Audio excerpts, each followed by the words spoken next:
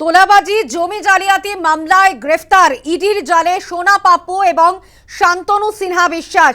10 দিনের ইডি হেফাজত শেষে আদালতে পেশ, ব্যাংশাল আদালতে পেশ দুই গুণধরকে। আপনারা জানেন যে বারবারই কিন্তু আমরা দেখেছি যে শান্তনু সিনহা বিশ্বাসের কান্দের বাড়িতে যায় ইডি এবং সেখানে কিন্তু একেবারে তল্লাশি চালানো হয় ইডির তরফে। বিভিন্ন অভিযোগ উঠেছে শান্তনু সিনহা বিশ্বাসের বিরুদ্ধে, তার সম্পত্তির পুঙ্খানুপুঙ্খ হিসেব নিকেশ করছেন ইডি আধিকারিকরা। তোলাবাজি জমি জালিয়াতি মামলায় গ্রেফতার ইডির জালে সোনা পাপ্পু এবং শান্তনু সিনহা বিশ্বাস। 10 দিনের ইডি হেফাজত শেষে আদালতে পেশ করা হয়, ব্যাংশাল আদালতে পেশ করা হয় দুই গুণধরকে। ইতিমধ্যে আপনারা জানেন যে যেভাবে কিন্তু ইডির আধিকারিকরা যারা নজরে রেখেছে ডিসিপি শান্তনু সিনহা বিশ্বাসের কান্দির বাড়ি, এবং এই নিয়ে কিন্তু আমরা দেখেছি যে গত শুক্রবারের ঘটনা, এবং তারপরেও আমরা দেখেছি যে শান্তনু সিনহা বিশ্বাসের বাড়িতে ফের অভিযান চালায় ইডি। এবং অন্যদিকে ইডির নজরে রয়েছে প্রাক্তন পুলিশ আধিকারিকের বাড়ির পুকুর, যেটা সিসি ক্যামেরায় মোড়া। ইডি তল্লাশি অভিযান চালাচ্ছে এবং আজকে ব্যাংশাল আদালতে পেশ করা হয় দুই গুণধরকে, একদিকে সোনা পাপ্পু এবং অন্যদিকে শান্তনু সিনহা বিশ্বাস। তোলাবাজি জমি জালিয়াতির অভিযোগ উঠেছে, অভিযোগ তাদের বিরুদ্ধে। ইতিমধ্যে ইডি তল্লাশিও চালাচ্ছে ইডির অফিসাররা।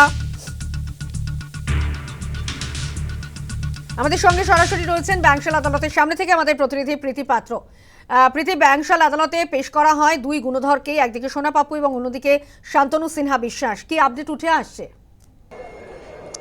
দেখো, একেবারেই আজ তাদের ইডি হেফাজতের শেষ এবং সেই কারণেই আজ তাদের আদালতে পেশ করা হচ্ছে। ইতিমধ্যেই কিন্তু শান্তনু সিনহা বিশ্বাস এবং অন্যদিকে সোনা পাপ্পু তাদেরকে আদালতে নিয়ে আসা হয়েছে, আর কিছুক্ষণের মধ্যে আজ আদালতে পেশ করা হবে। এবং ইডি আধিকারিকরা সোনা পাপ্পু তাকে নিজেদের হেফাজতে নেওয়ার আবেদন জানাবেন, এবং তার পাশাপাশি শান্তনু সিনহা বিশ্বাস যেহেতু তাকে 14 দিনের ইডি হেফাজত দেওয়া হয়েছিল, সেক্ষেত্রে তাকে হেফাজতে নেওয়া যায় কিনা পরবর্তীতে সেই বিষয়টিও কিন্তু আজ আদালতে খতিয়ে দেখাবে। তবে উল্লেখযোগ্যভাবে এই সোনা পাপ্পু এবং শান্তনু বিশ্বাস এবং অন্যদিকে আরও একজন রয়েছে জয় কামদার, তাদের তিনজনের একটি গ্যাং রয়েছে যারা এই জমি দুর্নীতি মামলার সঙ্গে একেবারে সরাসরিভাবে যুক্ত।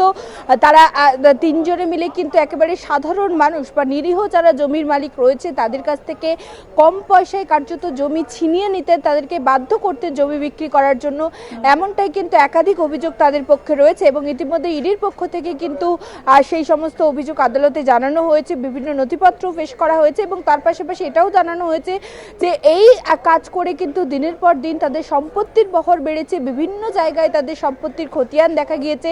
শান্তনু সিনহা বিশ্বাস, তাকে দেখা গিয়েছে জয় কামদার প্রচুর পরিমাণে তার ব্যাংক অ্যাকাউন্টে টাকা ডিপোজিট করেছেন, তার পাশাপাশি তার স্ত্রী তার ছেলেকে দামি উপহার দেওয়া হয়েছে। এই সমস্ত উপহার দেওয়া বা তার অ্যাকাউন্টে যে টাকা ট্রান্সফার করা হয়েছে বিপুল পরিমাণে, তার উৎস কি সেই বিষয়ে কিন্তু কোনো তথ্য তারা দিতে পারেননি।